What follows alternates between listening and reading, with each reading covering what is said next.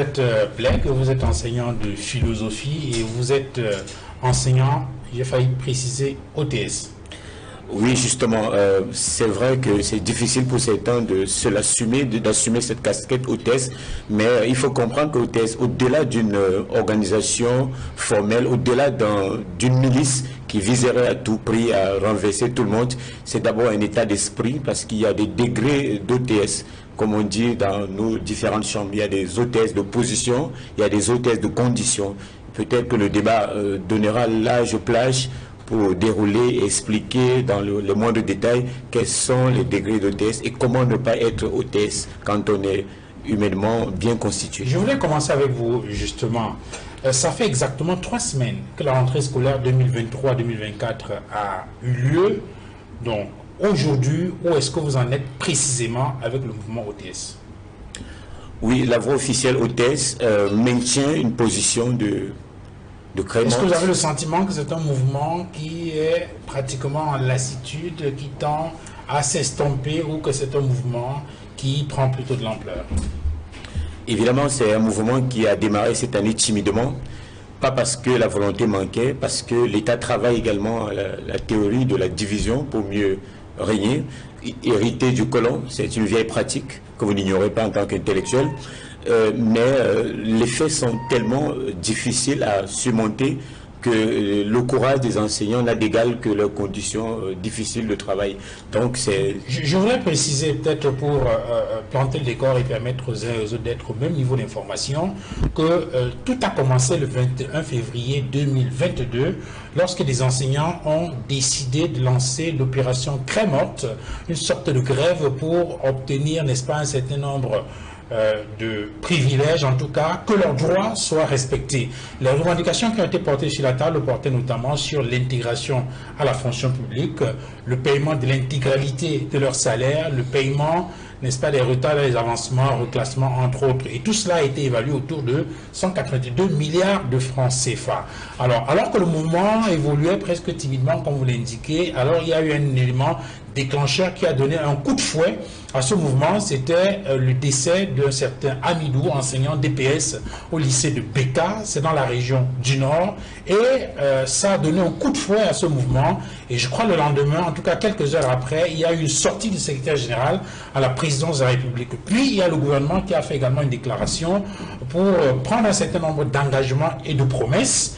Et il était question qu'à la rentrée 2023-2024, qu'un certain nombre de choses soient déjà faites en faveur de la satisfaction des revendications et des doléances qui avaient été portées par les enseignants.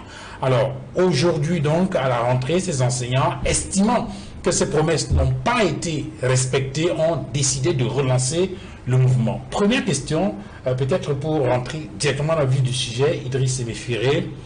Quelles sont les principales revendications qui avaient été mises sur la table au moment où vous avez lancé le mouvement OTS le 21 février 2022?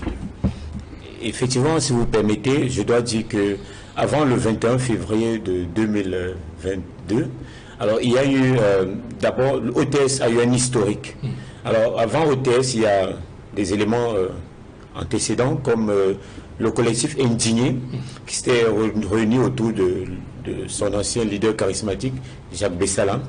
Et après la manifestation à Yaoundé, beaucoup d'enseignants ont été maltraités, chose qui a radicalisé le sentiment et cimenté l'envie de défendre les droits. Et après, il y a eu des faits marquants, notamment d'abord l'agression et l'assassinat du collègue à Yaoundé, Chakounte, qui est resté un peu en travers la gorge, et puis le fait plus marquant, le décès d'Amidou sans percevoir ses droits. Et oui, il travaille depuis 10 ans. Tout à fait. Il n'avait perçu aucun radis. C'était assez difficile de le croire. Et finalement, après avoir recoupé les informations, les enseignants ont effectivement vérifié cela, que c'était avéré. Et à ce moment, tout enseignant normalement constitué, comme on disait, se mettait juste à la place de son collègue pour mieux comprendre l'état des choses. Et à ce moment, on n'a pas plus besoin d'être interpellé, d'être conseillé ou d'être sensibilisé, encore moins, je veux dire, manipulé. Tout le monde s'est levé comme un seul homme. Alors, à la base, les revendications étaient, précisément, la première revendication, c'était le paiement des dettes qui s'élevait à plusieurs milliards. Les chiffres sont là. Et deuxièmement, il y avait également la prise en charge automatique des actes de carrière de façon financière et immédiate. Il y avait également le déplafonnement au niveau des indices, parce que, dites-vous, dans le statut spécial de certains corps, l'enseignant connaît une limite au niveau du plafonnement. Ça veut dire, je parle sous le contrôle du collègue Abama, après un certain temps, par exemple 18 ans de service, l'enseignant n'avance plus. À ce moment, pourtant il travaille. À ce moment, l'enseignant perçoit cela comme une injustice. Alors, deux revendications fondamentales sont à mettre sur la table à ce moment.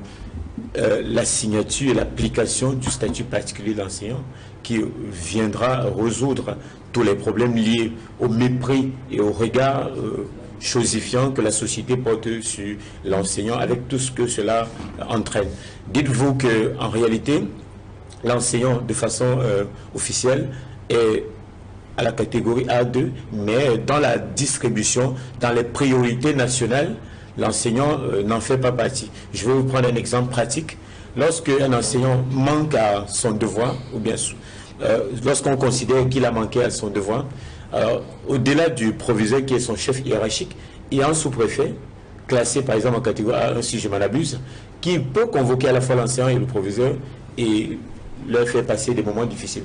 Seulement à ce moment, comment la société perçoit-elle l'enseignant lorsque quelqu'un qui, de façon formelle et au grade supérieur, se fait maltraiter par quelqu'un qui est en dessous? À ce moment, c'est difficile. Nous ne revendiquons pas cette place. Donc, il y a cela qui n'est pas matériel, mais qui joue beaucoup dans l'équilibre mental de l'enseignant. Alors, l'enseignant a été vidé de son charisme, et lorsqu'il est vidé de son charisme, il est mal perçu, et le discours qu'il tient est suspect. Parce que l'élève se demande comment quelqu'un bourré de savoir ne peut-il pas réussir à se sauver lui-même. Alors donc, les revendications qui sont posées sur la table sont, de façon matérielle, le paiement des dettes, le déplafonnement des avances, la prise en charge financière immédiate des actes de carrière, l'intégration des élèves sortis des écoles normales, comme les NIET, dans la plupart, et également certains primes de technicité psychopédagogique des conseillers principaux d'orientation. Et voilà. Alors, vous avez donc posé ces revendications sur la table en février 2022. Ensuite, il y a eu des concertations, négociations, puis, on va dire ça comment, il y a eu cette sortie du secrétaire général de la présidence de la République donnant des instructions du président de la République, puis le gouvernement s'est saisi, n'est-ce pas, de cette, on va dire ça, de ces instructions du président de la République et a donc pris des engagements, a fait des promesses. Quelles sont les promesses qui avaient été faites par le gouvernement pendant cette crise? Bien, lorsque le mouvement OTS a pris le terrain, le contrôle, paralysant le système éducatif, c'était visible.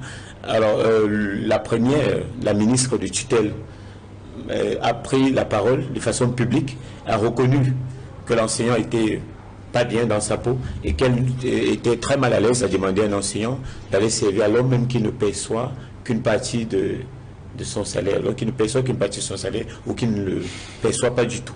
Alors, sauf que elle a mentionné que cela ne dépendait pas de son ministère seul. Cela était un problème collégial, un collège de ministres qui devait s'asseoir.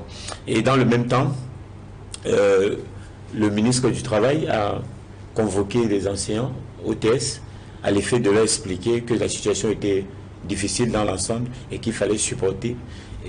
Voilà, puisqu'il n'y avait pas de mesures concrètes, le chef de l'État en personne s'est saisi de la situation et a instruit le chef du gouvernement de régler de façon urgente les revendications des enseignants OTS, et un certain nombre de décisions avaient été mis sur pied, et malheureusement, au regard de l'application et de l'implémentation de ces décisions, il reste que l'enseignant constate on a outrepassé toutes ces mesures, toutes ces hautes instructions, et c'est ce qui a accéléré le mouvement aujourd'hui. Alors,